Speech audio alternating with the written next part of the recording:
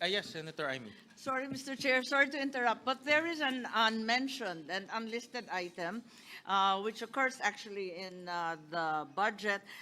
We are proceeding to the Department of Health, government corporations, the various hospitals. But before letter F, there's an E4, which is the PhilHealth Insurance Corporation, which we're fully aware of. Originally, in the NEP, only 53 billion was the endowment to PhilHealth. And naturally, given the Supreme Court decision, which was, by the way, unanimous, a very rare occurrence, 60 billion was added. Given that there's a specific bill rendering such transfers illegal, and also quoting that fund balance, the term fund balance, while ambiguous, is also very, very important. There's also an indication on the part of the Supreme Court that the specific benefits and packages to be expanded should have been indicated. So I would like to say that we have increased this, therefore, in compliance to the ruling, to 113 billion to 61 and so on.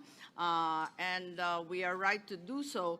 However, the reality is we should perhaps be reminded that this is no straightforward allocation.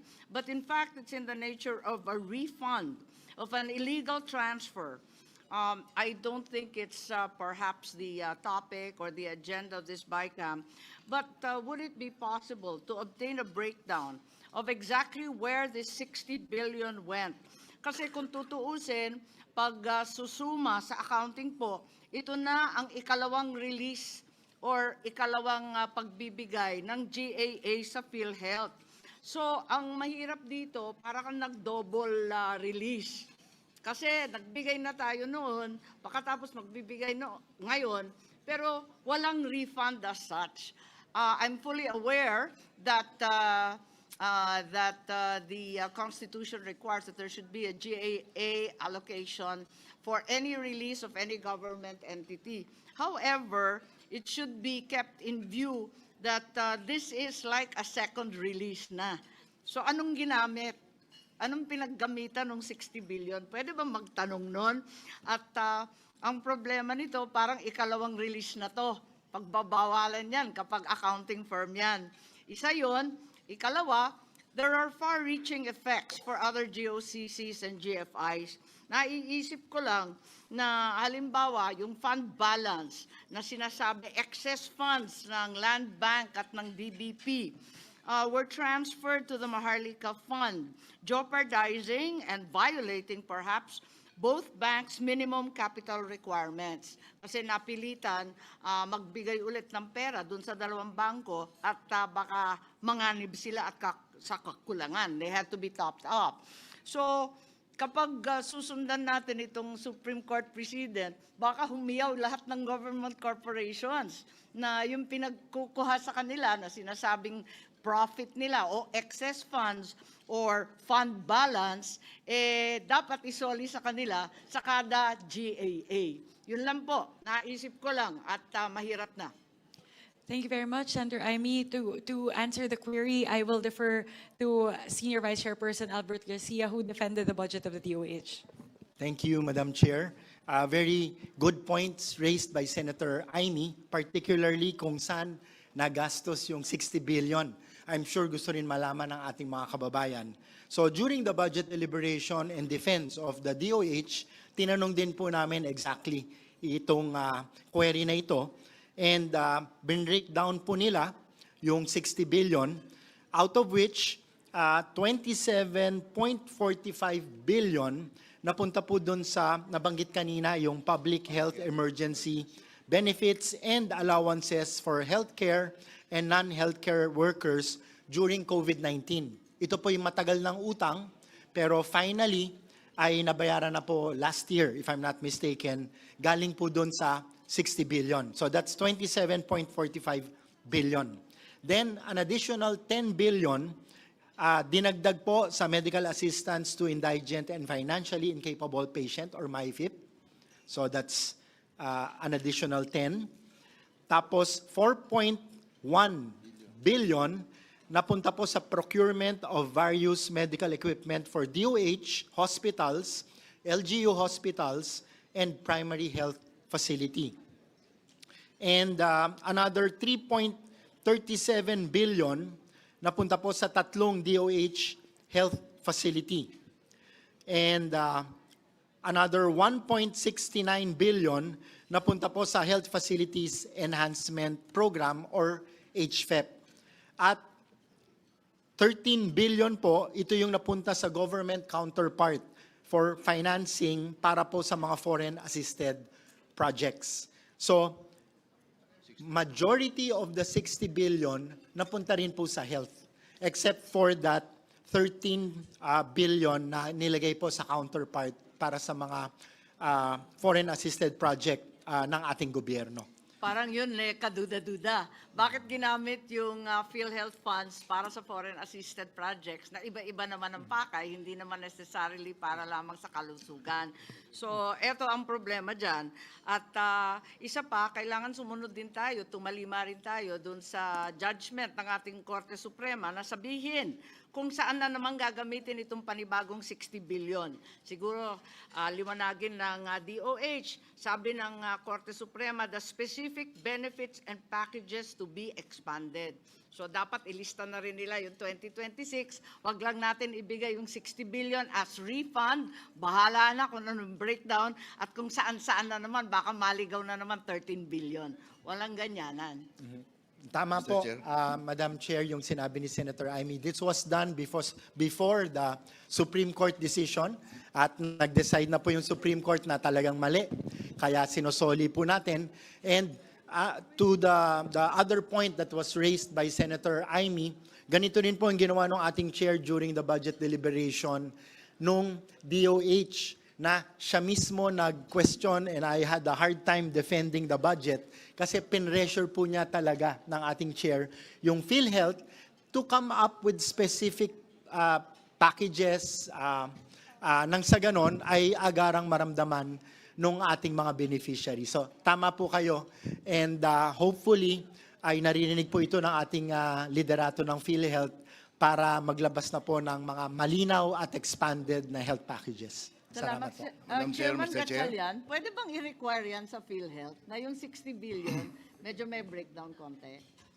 Mr. Chair, Yung rinimit sa DOF? Yes. Yeah, Kasi actually, yun ang sabi ng Korte Suprema, asan yung specific Yeah, actually, benefits meron program? silang submission sa atin ng DOF kung saan nila ginamit. We can furnish Your Honor about That's the past po. But since we're going to be allocating anew in the 2026 GAA, pwede bang ilista rin nila yung 60 billion kung saan nila igagastos yun? We'll request PhilHealth to give us a breakdown. Sen Win, if I may. If I may respond.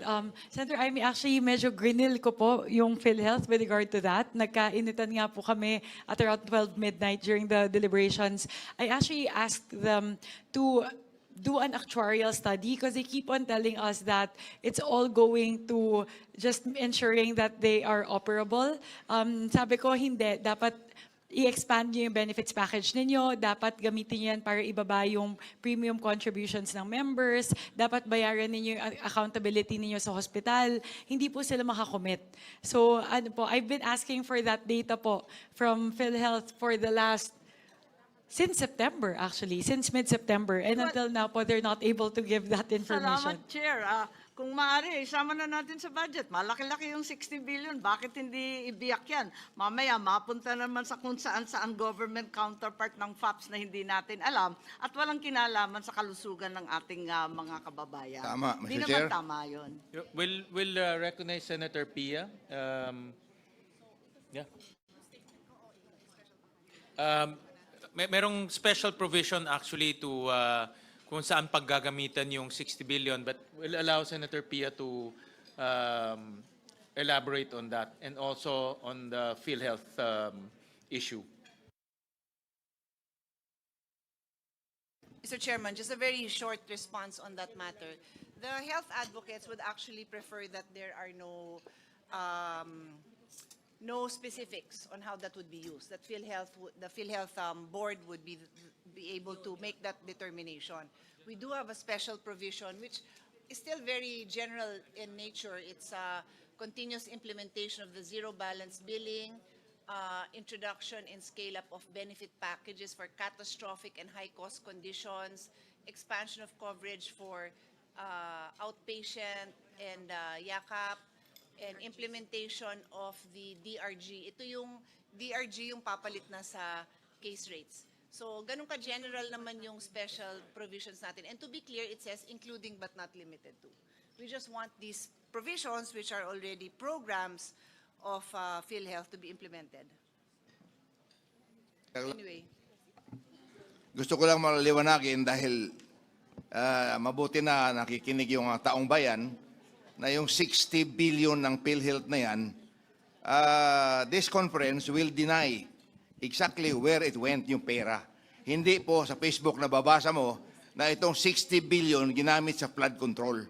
Yan lang po ang gusto kong idagdag na hindi po ito pumunta sa flood control. In fact, 79% of which was used in health facilities and yung mga salaries ng back wages ng mga health workers. Only 21.6% was used doon sa foreign funded project, which the executive will have to explain. Thank you very much. Madam Chair? that was to be clear, what His Honor is referring to is the 60 billion that was removed. Yung binabanggit ko naman is the 60 billion that we are now appropriating. I'm making it very clear that pursuant with the Supreme Court ruling na ibalik sa PhilHealth, nasa PhilHealth yon, and then we put a few guidelines na gastusin ito ng PhilHealth not limited to the following. Yung binanggit ko ng mga zero balance billing, yung papalit sa case rates, yung DRG. Pero tama naman po kayo, yung dati, yun ang hindi natin kagagawan, doon nila ginastos. Madam Chair? Yes, Representative Brian Yamsuan. Tingin ko ang PhilHealth din, kailangan magkaroon sila ng malawakang information drive. Kasi madalas, hindi alam ng mga tao, kahit PhilHealth member, kung ano yung mga pwede nilang makuha ang mga benepisyo. Minsan hindi nasasabi sa ating taong bayan. Gaya nung yakap, 20,000 worth of free medicines for PhilHealth member. Pero walang nakakaalam. Pag binabanggit, kunyari kami, bilang mga representante ng distrito, babanggitin namin sa aming mga constituents, doon lang nila malalaman. Pero yung PhilHealth itself, wala silang conscious effort to promote and to say all the programs that are available for PhilHealth members. And I think yun ang kailangan nating i-push din sa kanila to have that honest-to-goodness information drive that people will really know kung ano yung mga benepisyo na talagang makukuha nila sa kanilang ahensya. Mr. Chair, let me add to Senator that. Erwin, yeah. Yeah, the problem with PhilHealth, Mr. Chair, with all these benefits, they do not have this information drive. Hindi po nakakarating sa mga kababayan natin, ika nga, dahil kulang po sila. I don't know why. We have been proposing that since I was still in Congress last year, talking to the different PhilHealth chairmen, pero hindi po nila ginagawa. So that is the problem. Hindi ho, alam ng mga kababayan, kagaya yung mga i-consulta na yan, at saka yung mga hospitals, kung ano yung mga pwede silang pumunta roon, but they don't know. Kailangan pa tama naman na, Mr. Chair, si Congressman Yamsuan, kailangan pa sabihin kung saan sila pupunta. Dapat trabaho po ng PhilHealth. Their problem is they don't have this information dissemination, a proper information dissemination, Mr. Chair. All right, thank you. Thank you for those comments. So we move to the next. So, Mr. Chairman, can yes. I now take the floor? Because I was just responding. All right, I okay. want- yeah, Yes, thank we you. exercise Senator Pia. Thank you. I just wanted to take this opportunity because Senator Amy already mentioned that 60 billion. So I will just take this opportunity to once again, and to my colleagues who have heard me speak about this so many times, you can take a break, you can take a bathroom break, you can tune out, you can use your cell phone, because I am saying this for the 100th time for the sake of the public, kasi I think all of our colleagues here have the same position. This is about the sin tax collection. So by law, under the sin tax law, there is a mandate that the collection be earmarked for PhilHealth. Ang ibig po sabihin nun, mga kababayan, earmark, unlike karamihan ng revenue ng gobyerno, Walang earmarking yun, pupunta lang yun sa Treasury. So lahat ng nakukuhang revenue Treasury. Pero itong revenue na nanggagaling sa Syntax, yan po ay earmarked. Ang ibig sabihin nun, nakaisang tabi yun in a separate fund, merong specific na paggagamitan. Ang paggagamitan nun is PhilHealth. So, in 2023, I'll just go back kasi we passed the law in 2022. It became effective by way of the Syntax collection in 2023. In our General Appropriation Act, itong budget na pinapasa natin in 2023, 79 billion yung na-appropriate sa Syntax, and it is lacking it is lacking by 4.9 billion because the total Syntax earmark in 2023 was 83.90 billion. Kulang ng 4.9. Nasaan? Hindi ko alam. Nalunod, na flood control, hindi ko alam. 2023 po yun. In 2024, the Syntax earmarked amount was 79 billion. What was in the NEP was 80.28, so nadagdagan pa ng konti. And what was in the General Appropriations Act was 40.28 na bawasan. So ang deficit is 38.73 billion. I repeat, this is earmarked. There is no basis in law for this amount to be used anywhere else, even if it is for a legitimate purpose.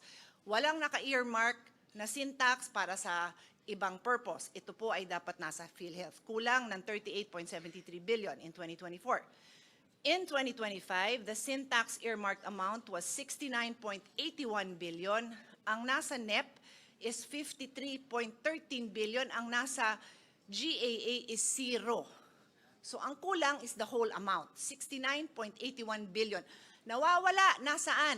Nasaan? So yung mga tanong natin, makasamahan natin, Senator Amy, na 60B, yung dun pa lang sa tinanggal, pero before that, 4.9, 38.73, 69.81, where is it? It is earmarked for PhilHealth. So, in the earlier discussion where pinag-uusapan ng MAIP, ang dami nating pambayad. We would not have to have this discussion because the funding is available by law. So, I move on. In 2026, which is ngayon, ang earmark is 69.78 billion. Magkano ang nasa NEP?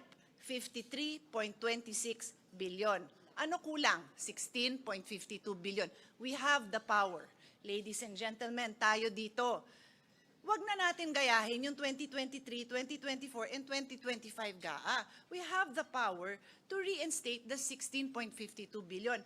In the past 4 years, let's do the right thing for this 1 year. And this will address the very same questions that you were all raising earlier on the lack of funding for medical assistance. Okay? So I rest my case kasi clear yan. Ang total niyan is 129.96 billion for the past 4 years. 129.96. I'm not done. Also earmark, kaya magkape ka pa, Chairman. Also earmarked are revenues from PCSO and PAGCOR. Iba naman yung batas na to, pero it is also earmarked. Uulitin ko, very clear na tatanggalin yung pondo na revenue ng PCSO and PAGCOR, isang tabi para sa PhilHealth. Ang nakalagay lang, kasi ibang batas to, nakalagay doon subject, and I am paraphrasing, but basically it reads something like subject to the usual accounting, budgeting, and auditing principles. O yun daw. O nasan? Wala, zero. Ibig sabihin sa apat na since 2019 pa ang PCSO, 2019, 2020, 2021, 2022, 2023, 2024, 7 freaking years. Walang pumasa sa auditing ni Piso. That amount, dear colleagues, is 106.95 billion. Earmarked. Where is that? Where is it? It's floating with the flood control projects. Now, what year was that? 2022? Yung 2 years na nasa GAA. There were 2 years, I think it was 2022 and 2023. Basta, there were 2 years. Wow, nakapasok sa GAA yung earmark ng PCSO and PAGCOR. So pinasa natin. Guess what? Never na-release. That amount was 21.17 in 2024 and 21.17 in 2023. Never released, but it was in the GAA. So, dear colleagues, That is our situation, and I will now wrap it up. That total amount plus the diverted funds, so 129 billion is the sin tax collection that was never, the sin tax deficit. 106.95 is the earmark for PCSO and PAGCOR for 2019 to 2025.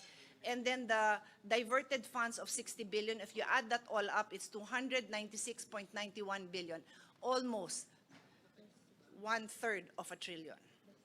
But of course, we will now reduce 60B because for all intents and purposes, we have all agreed that yung 60B ibabalik. So 236.91 billion ang kulang, Mr. President. So lahat ng diskusyon natin, kulang ang Medical Assistance Fund, yung ZBB na nagugulat yung mga tao, yung ating kayo po, mga colleagues natin who are very active on the ground. Ang dami siguro mga mayor nyo, mga barangay captain nyo na nagtanong, bakit yung LGU hospital ninyo, walang ZBB, bakit may balancing hinihingi sa kanila? And it was only later na ipapaliwanag ng DOH sa atin na it is only DOH hospitals, if you recall that explanation. But with this kind of funding, we can do more. What we did was we put 1 billion for DOH to give LGUs. But you know that that won't go that far. But with 236 billion, that will go far. That will reach the far areas of your barangays. Congressman Pipito, di ba? Sa'yo din, Congressman Abet, sa ating lahat. So that is where we are. I rest my case, but I will also point out that PhilHealth also by law is supposed to subsidize the contributions for the indirect contributors. Ito po yung mga hindi nakakabayad like certain solo parents, PWDs. So walang nabigay na pondo dyan. Eh, magagamit na talaga tong earmarked amounts specifically for this purpose. So, what is my appeal? Why not the whole amount? O sabihin yung sobrang laki, then in the Senate has been discussing possibility of a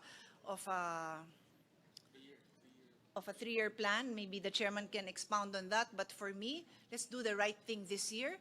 The 16.52 billion should be included so that for the first time, masabi naman na in this Congress, we upheld the law that we ourselves passed, the sin tax law.